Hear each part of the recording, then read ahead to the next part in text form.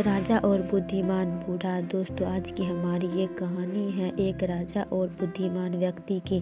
राजा के पास एक सुंदर बकरा था। एक दिन राजा ने घोषणा कर दी कि जो व्यक्ति उसके बकरे को घास खिलाकर तृप्त कर देगा उसे उपहार दिया जाएगा। राज्य के बहुत से लोग इस काम में असफल हो गए। अंत में एक बुद्धिमान बूढ़ा आया और बकरे को घास खिलाने के लिए जंगल में ले गया। 5 वर्ष पहले रिलीजन डेस्क पुरानी लोक कथा के अनुसार एक राजा के पास सुंदर बकरा था। वह उसे बहुत प्रिय था।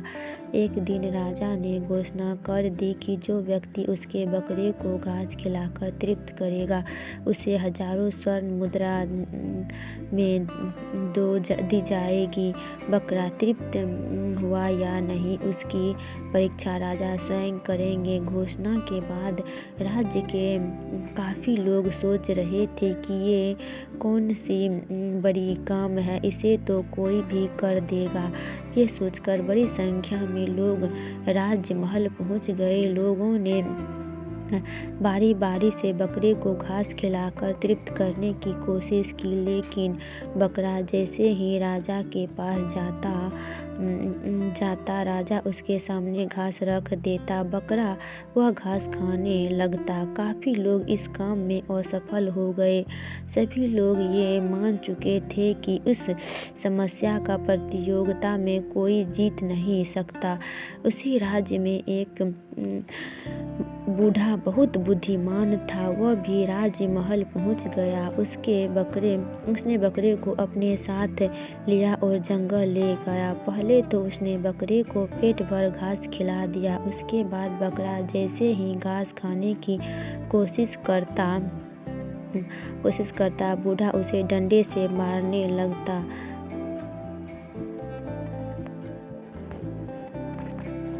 ऐसे ही करते करते सुबह से शाम हो गई। बकरा ये समझ गया कि अगर मैंने घास खाने की कोशिश की तो मुझे मार पड़ेगी। शाम को बूढ़ा बकरे को लेकर राजा के पास गया। राजा ने तुरंत ही बकरे के सामने घास रख दी। बकरे ने सोचा कि अगर घास खाई तो मार पड़ेगी।